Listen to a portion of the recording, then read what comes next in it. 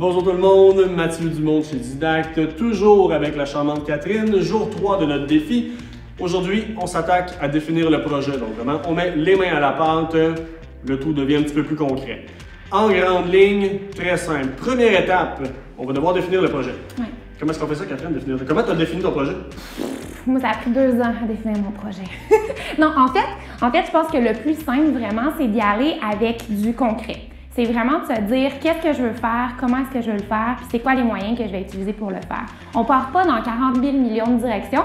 Si vous faites ça, ça va faire comme moi, ça va prendre 2 ans, puis il va y avoir Mathieu qui va venir cogner chez vous en vous disant « Ouais, là, il faudrait peut-être que tu utilises la plateforme. » Puis par curiosité, est-ce que tu as eu à challenger ton expertise à faire de l'auto-validation versus ce que tu connaissais vraiment? Oui. Parce qu'il y a une très simple, en fait, pour la raison pour laquelle je pose la question, il y a souvent une différence entre ce qu'on veut faire et ce qu'on peut faire. Est-ce que tu as été confronté un peu à cette situation-là? Moi, écoute, dans la vie, je suis une méga grosse fan de Mary Forleo. C'est genre mon inspiration de vie. Puis, en fait, je suis beaucoup de ses formations. Puis, elle, je voyais qu'elle avait une espèce de membership. Elle avait un forum où est-ce que les gens discutaient. Elle avait 40 millions de styles de contenu un peu partout. Elle avait vraiment quelque chose de super solide quand elle lançait des formations. Donc, évidemment, moi, étant dans mon sous-sol, dans le fin fond de la forêt, je me disais, crime, je peux faire la même affaire qu'elle. Si elle le fait, je suis capable. Fait qu'en fait, ça a été mon gros défi vraiment de ne pas partir dans tous les sens encore une fois, puis de voir vraiment un peu qu'est-ce que je pouvais faire, qu'est-ce que la plateforme que j'avais choisie me permettait de faire aussi, puis qu'est-ce que le contenu en fait que je pouvais produire. Parce que je peux pas produire un podcast, je peux pas produire une vidéo, puis je peux pas produire, tu sais, il faut que tu choisisses un peu là, tes combats. Parfait. Donc, on définit son projet avec, comme on l'a mentionné un petit peu dans le jour 2, il faut savoir trouver quelles sont vraiment notre expertise, nos compétences, notre champ d'intérêt et vraiment faire des liens. Donc, c'est comme ça souvent qu'on va être capable de valider est-ce que ce que je vise à faire, est-ce que j'ai vraiment les compétences, est-ce que je suis la bonne personne pour le faire, ou sinon, c'est pas parce que présentement vous n'êtes pas capable de le faire que ça ne vaut pas la peine d'investir peut-être une semaine de recherche pour aller chercher le petit peu qui vous manque pour vraiment aller gagner en confiance. La confiance en votre projet et la clarté de votre projet va faire une grosse différence rendue à l'étape de création de contenu. Deuxième grosse partie, on va définir son public. Comme on l'a abordé un petit peu déjà, pour vous expliquer qu'est-ce qu'un concept de persona, c'est vraiment d'établir à qui on s'adresse, quels sont les besoins qu'on vise à combler. Est-ce qu'on cherche à amener de l'information plus générale? Est-ce que c'est de la formation très technique spécifique? Donc, en établissant vraiment son persona ainsi que le besoin, on va vraiment être capable de pousser avec une ligne claire et en même temps, à long terme, ça va être beaucoup plus facile à marchandiser votre formation puisque votre produit va vraiment être niché. Tu sais à qui tu t'adresses.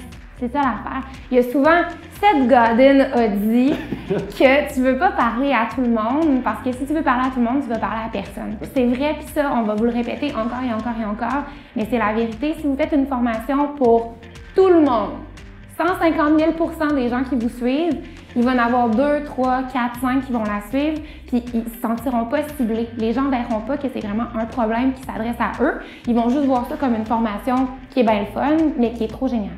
Absolument. Il ne faut pas hésiter à utiliser vraiment le langage spécifique de la réalité de la personne. Donc, vraiment, l'objectif est très simple. On veut que notre public cible se sente vraiment interpellé exactement par la formation. Troisième étape, et selon moi la plus importante, ça va vraiment d'établir quels sont les objectifs globaux de votre formation et ensuite, comment est-ce qu'on vient à combler ces objectifs-là par la définition des objectifs plus spécifiques. Donc, lorsqu'une personne va tomber sur la page de description, la page d'information de votre formation, qu'elle puisse voir de façon concrète, voici ce qu'on vise à m'apprendre et voici les étapes par lesquelles je vais être amené à apprendre progressivement pour vraiment être capable de dire, bon, mais oui, maintenant, je maîtrise ou du moins j'ai appris sur l'objectif global. Mais c'est comme ça que tu le sais un peu dans quoi tu t'embarques. Hein? C'est parce que veux pas, les gens vous donnent des sous. C'est sûr que vous avez fait le travail, vous avez fait les heures de recherche et tout. Mais tu sais, les gens vous donnent des sous, fait qu'ils veulent savoir un peu à quoi s'attendre, ils veulent savoir un peu c'est quoi les résultats, puis ils veulent savoir aussi qu'est-ce qu'eux vont gagner de tout ça. Exactement. Il y a un transfert de confiance qui doit être fait, donc en ayant vraiment de façon concrète le parcours d'apprentissage que le client va avoir à faire, souvent ça va être une bonne façon de commencer justement à gagner sa confiance. On va y aller avec le point 4, bien établir les titres et ce que moi j'appelle les hooks, les hameçons, aller capter l'attention de notre clientèle. Comment tu fais ça, toi? Free nudes! Non, mais non! ont un peu de politesse. Mais en fait, c'est vraiment, moi, je le vois vraiment comme des call to action, fait que ça le dit, hein. C'est une action, tu leur donnes un verbe d'action, tu leur dis vraiment, OK, c'est ici que ça se passe. C'est vraiment de, encore une fois, je me répète, je te répète, mais c'est de donner le plus de concret possible. Tu dis pas, ben, clique ici pour peut-être avoir accès à telle affaire. C'est viens ici parce que c'est ça que tu vas avoir. 5e étape, très simple. En fait, je vais vous mettre un 4.1 avant.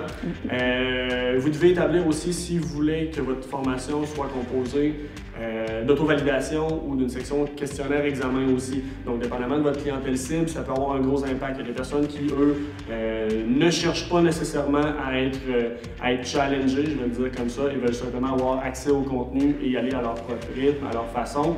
Alors que d'autres vont vraiment avoir besoin d'un sentiment d'auto-validation pour justement s'assurer qu'ils ont bien compris. Très souvent, cette clientèle-là va être un petit peu plus âgée dans la braquette, je vous dirais, de 35-55 ans. On embarque un petit peu dans la portion structure pédagogique qu'on va voir du moins plus tard dans le défi. Donc, commencez déjà à établir un petit peu cette réflexion-là, ça va avoir un aspect relativement important sur l'étape 5, qui est maintenant la création du contenu. Donc, le plus simple, dans le fond. Lorsque votre projet est maintenant clair, tout ce qui reste à faire, c'est créer le contenu. On ne se mentira pas, c'est la partie qui va vous demander le plus de temps, le plus d'investissement, très souvent également du côté financier. Par contre, c'est là que tout se passe. Donc, évidemment, vu qu'il y a beaucoup de viande sur la création du contenu, on garde ça pour une prochaine capsule. D'ici là, on se revoit demain, jour 4. Bonne journée!